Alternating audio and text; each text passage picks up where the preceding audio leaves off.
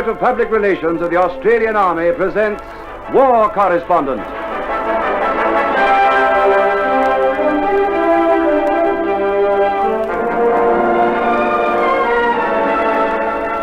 Your name is Mike McCann. You're a war correspondent.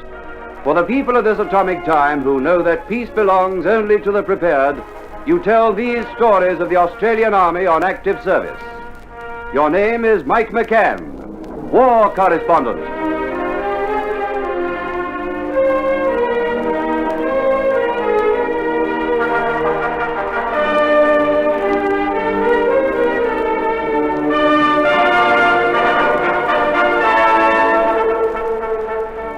I'm Mike McCann.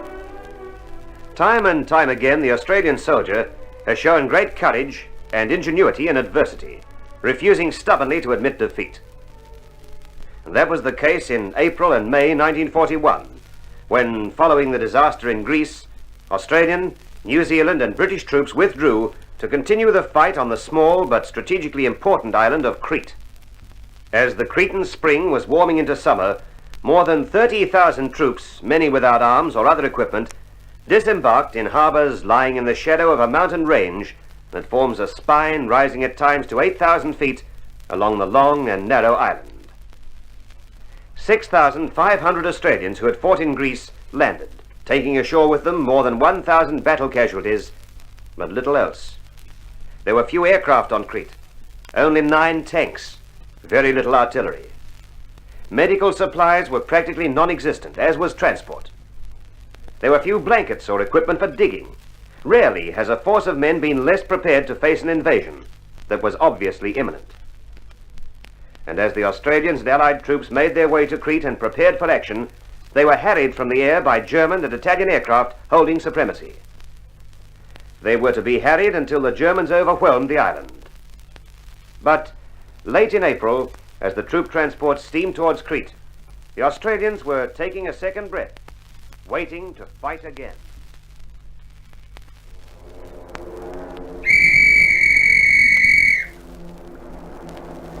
Hand me my tin hat, Pete.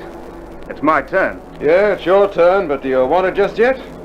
Means I gotta do without a pillow, you know. Ah, give it to him, Pete. Those bombers are still a couple of miles off, but they'll be able to see Andy's bare skull. Oh, yeah? Sling off at it now, but how long ago was it that you were talking of drawing a map on me bald head with indelible pencil, eh? How long ago was that before we got in this Thurland castle? You weren't slinging off at me bald head when you thought it might be useful in trying to escape, eh? Here's the tin hat. We could have drawn a map of the world on that skull. It's big enough. We might have been better off if we pinched a rowing boat. Wouldn't have had these bombers after us all the time. And if we'd got a rowing boat, you would have had me rowing it. I know you blokes. Just like with me tin hat. We only got one between us, it's mine, but you blokes decide we've got to draw lots for it. So I don't have it for the past 4 raids. Well, you don't need a tin hat with a skull as thick as yours. And toss us across that blanket and wake me up when the raid's over. Now you want me blanket. Why don't you blokes hang on to some of your own equipment like I do? Don't be lousy, Andy. You got a tin hat now. What do you want a blanket for, too? You'll be overdressed. Here it is. Anything for a bit of peace. And what do you want, Les? Like me rain cape or something? Now you come to mention it, wouldn't mind borrowing that magazine. I like something to occupy my mind during these raids. Oh, break it down. Well, what's the matter with you? Anybody think you paid for the magazine instead of winning it off those nurses up there in the bows? Yeah, what a yarn you must have pitched them. How I held the Germans back single-handed. I was on to you giving them the old malarkey. Suppose you promised them a case of apples from that orchard of yours at Tamarama after the war, eh? No, I didn't. Here, take the flaming magazine. I'll count the bombs as they fall. That's the spirit. And don't forget to drum us if we get hit.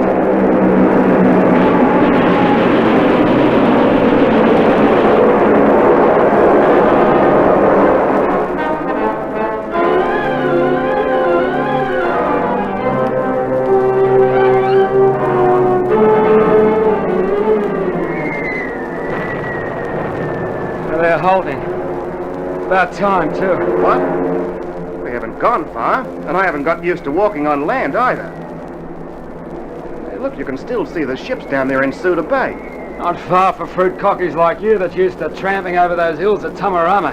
I'd have thought you'd have been used to it. All that training you had walking around St Kilda knocking on doors trying to sell vacuum cleaners to housewives. Selling them, champ. Not trying. Oh, why don't you blokes save your breath? That hill in front of us was sired by Mount Everest, and it looks as though we might have to climb it. That's immoral.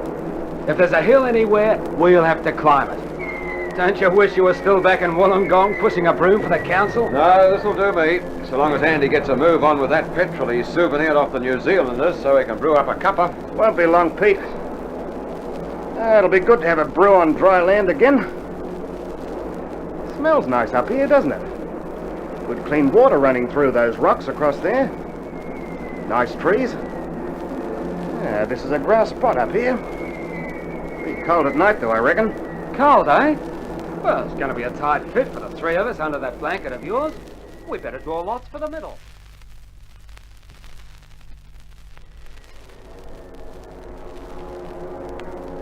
You men hear me? Come a little closer if you can't, but keep under cover. As you all know, we anticipate a German attempt to take the island. Major's been reading Hitler's mail. We've had a visit from General Wavell, and he's appointed Major General Freiberg to command the defence of Crete. General Waver's ordered that the troops on the island, now numbering about 35,000, and another 4,000 Cypriots and Palestinians, will defend Crete against any enemy attempt to land. From intelligence reports, we anticipate an air invasion on a large scale, together with attacks by sea. Didn't expect the Germans to walk So across. we must prepare for German parachute troops. And that means we have to be prepared for independent actions in the event of units being isolated by paratroopers. That means we'll have to spread our forces. The 2nd 4th Battalion will fight in the Heraklion sector. Brigadier Vasey will have headquarters at Retimo with the 2nd 8th Battalion in his area. The 2nd Field Regiment, which has no guns, will be armed as infantry. And with elements of other units, including some Greek battalions, will defend the Suda Bay area. That's us. Now, that's the picture. I know you chaps are living under tough conditions with clothing and equipment in short supply and rations a bit light on.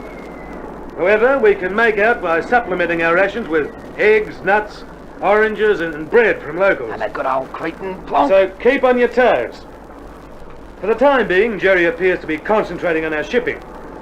No doubt he wants to stop us reinforcing Crete before he can launch his invasion attempt. But I don't think we need reinforcements. If we all keep fit, I believe we can handle all the troops Jerry can put on this island from the air.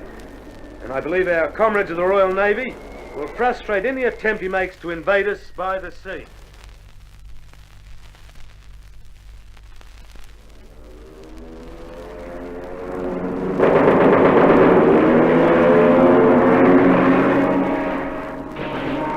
The dive bombers are giving those ships some curry down there in Suda Bay. Yeah, I'm glad it's them down there copping it and not me. Oh, this country life suits me. Just lying here in the shade, that grandstand view of the fireworks. Oh, if only we had some tucker to chew on.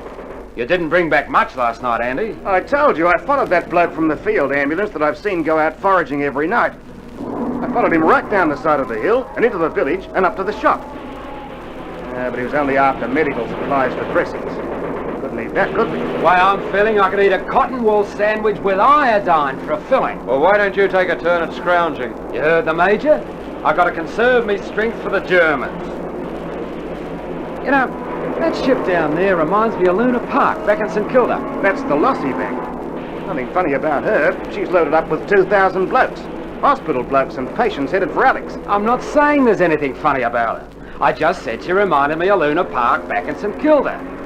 She's been like a merry-go-round for the last 2 hours, circling round around the harbour while the dive bombers have been laying it on. Something wrong with her? Rudder broken or an engine broken down or something? That's obvious. Now, I bet the blokes aboard her are sweating it out. Oh, no, we've broken the jinx. She's straightened up, heading for Alex. You know, I don't like to see all those ships heading for Alex. 40 of them went out the other day. And when they've all gone, the bombers and fighters will start in on us. You see if I'm not right.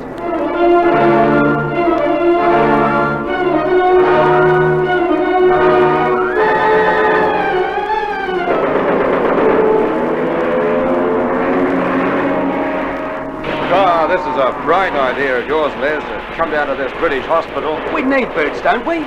Blokes die, don't they? They don't need their boots anymore.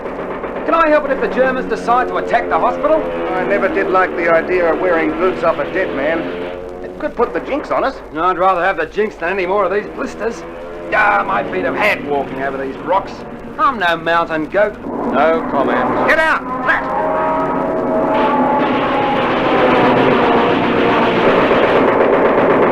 No level stuff. Don't these mugs know this is a hospital? Well, those two officers up there didn't move quick enough. They stopped one. Let's give him a hand. I don't need any help. Not now. Pete, you know something? I know we're in a sticky spot. I'm thinking it's going to get more sticky. How long now that the Germans have been plastering us? What's today?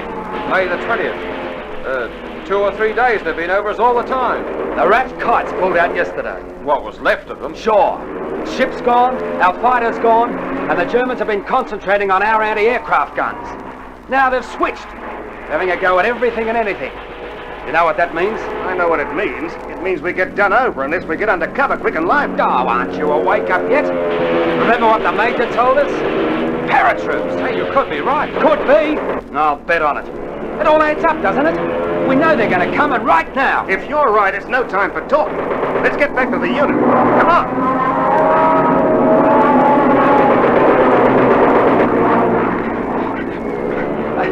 I thought that one was going to hem-stitch me up the spine. Come on. There's more open ground to cover before we get among the trees. We'll make a dash for it. Now.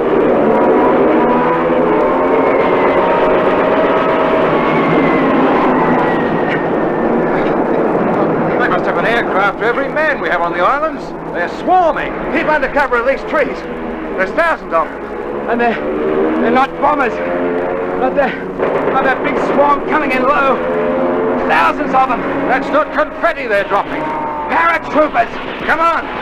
We'd better get back to the unit. Quick, smart.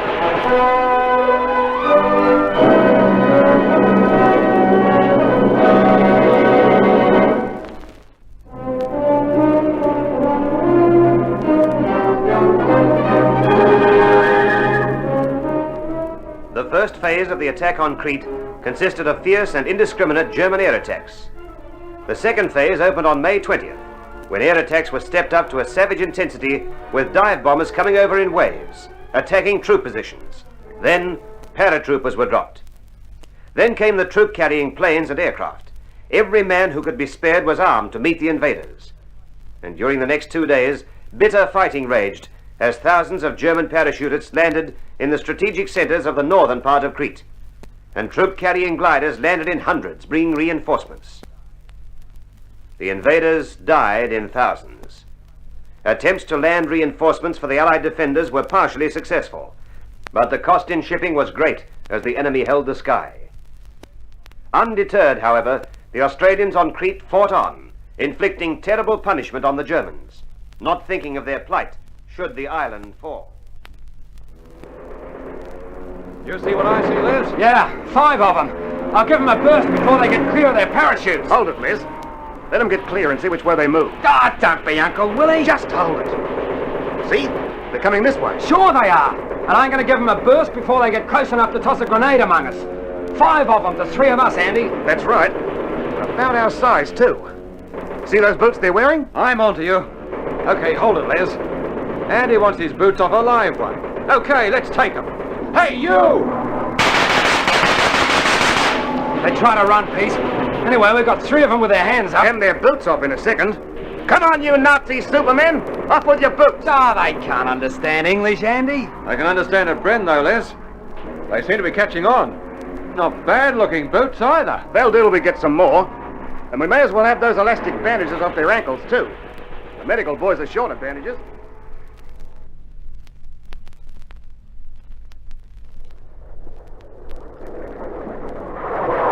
Hear that, Pete? Of course Pete can hear it, Liz. You need to be deaf not to. You want to wake a bloke up for now.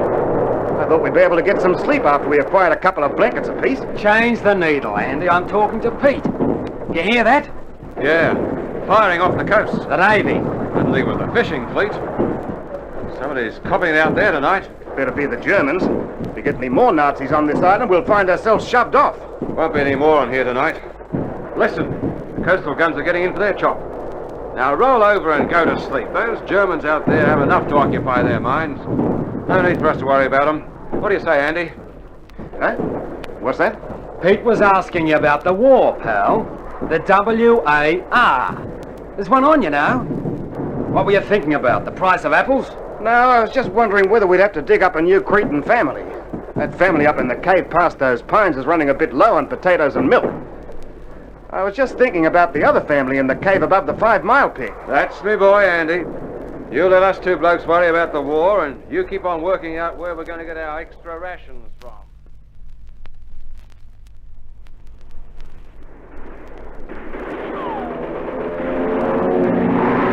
I don't get it. Does anyone know where we are? How long have we been cut off from the unit now? 2 days? I don't know. Lost track of time. Lost track of everything. Well, don't look at me. I can't help you. All I know is there are Germans wherever you look. There's no front anymore. What do you want a front for? There's plenty of Germans to have a crack at you. My hero. Wonderful sentiments, Andy. Except there's a small thing like ammunition that we find handy now and then. Sure, I know we can pick up supplies that the Germans drop. Food, medical stuff and such like. But their ammo doesn't fit our guns, Andy. Any more bright ideas? Well, I don't know whether it's a bright idea or not, but the way I work it out, the unit would have withdrawn up the hills, and we should join them there. Sure. Except for a couple of thousand Germans between them and us. That's what I was coming to. The way things are, we're flummoxed. I reckon nobody knows where the front is. Odds are there isn't a front at all. So the way I work it out, we may as well be somewhere else as here. Get me? No. Do you, Pete? No, I don't get you, Andy. Well, it seems clear enough to me. We're cut off. Or are the Germans cut off? Maybe the Germans are trying to form a front so that they'd be happy enough to let us get out of here. You know, so that they can tidy up the map a bit. Get me now? No. I'm further off than ever. Look, the best way to explain it is like this. Now grab your rifles and follow me. See those Germans across there? They're busy digging in. So we'll walk across this way a bit. No, don't fire at them. They're busy. Look. There's a break. Now, she's all quiet here. You know why? I'm too busy keeping my fingers crossed to wonder about anything. Those are Australians across there, stretcher bearers picking up wounded. See, the Germans are doing the same. Looks like we've walked in on a bit of a local truce. Come on, we'll keep going while the going's good.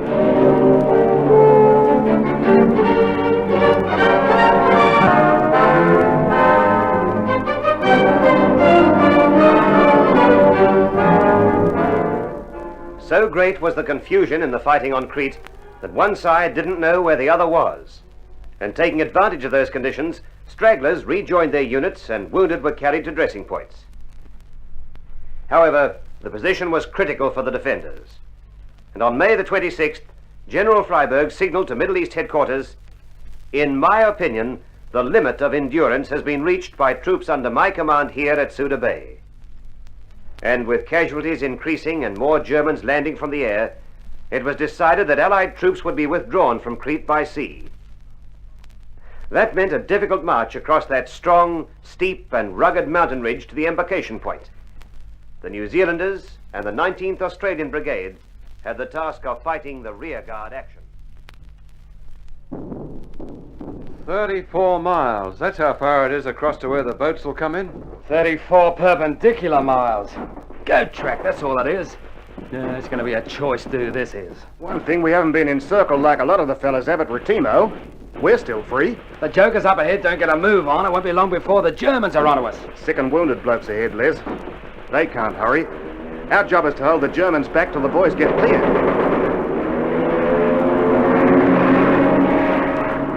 How are we going to hold those Germans back? Needn't worry about them. Have a look back down the track. See what I see? Germans there, Pete. Not many, though. Patrol by the looks of it. Our boys are spreading out, taking cover. I suppose we'd better too. Yeah. Well, here we go again. I'll take the 2 to the left. The 3 on the right for me. And that leaves only one bloke in the centre for me. Oh, well, here goes.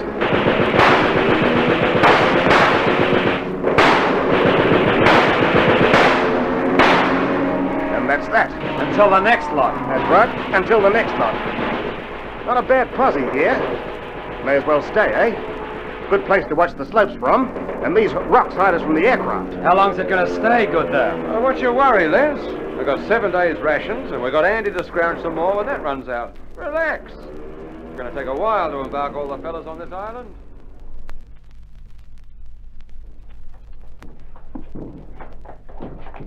That's where they went off from. Down there. How many did they get off? Did that officer say, Andy? A good lot.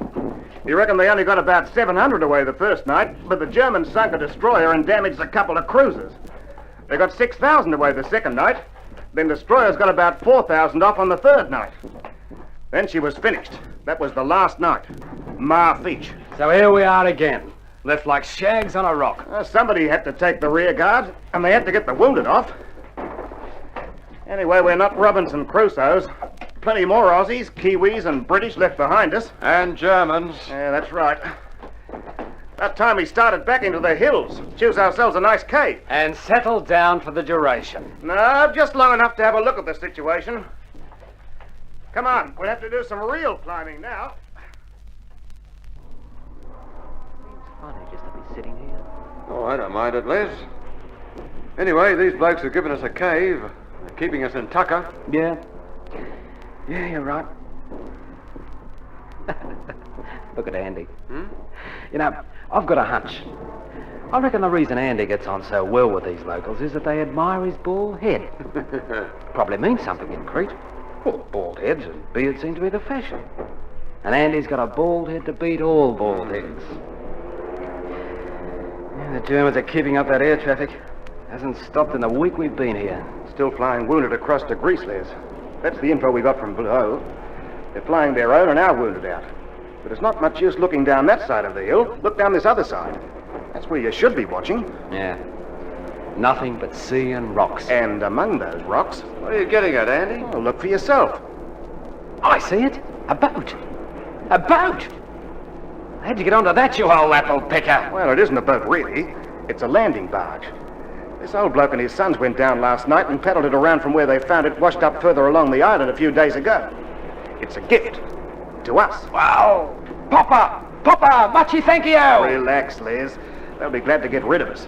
You've been eating them out of house and home. Out of cave and home, you mean? Oh, what beauts they are! I'll send them a vacuum cleaner for naught when I get home. Yeah, but we got to get to Egypt first. And they reckon we should go tonight. No move. Just head straight that way. We can't do it, Andy. We've got no indelible pencil. We can't draw the map on that bald skull of yours. We'd get lost. Not this time, mate. You can paint the Union Jack on my head for identification purposes if you like, but so far as navigation goes, the codgers reckon the currents will take us into the Egyptian coast. We'll use a blanket for a sail.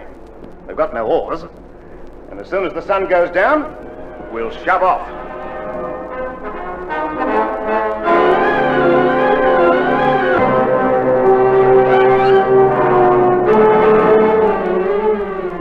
Like many other small groups of Australians, these men from the 6th Division made their way back to friendly land in a small craft. Others continued to hide in the hills where they'd been befriended and succored by Cretans, while the majority of the rearguard force had no alternative but to capitulate when it became clear that no more evacuation was possible. And so the curtain was rung down on an heroic but tragic episode in the early days of the war. 12,000 Allied troops were taken prisoner on Crete, including more than 3,000 Australians. But the Germans paid a heavy penalty. In the action on Crete, close on 3,000 Germans were wounded and 4,000 Germans died.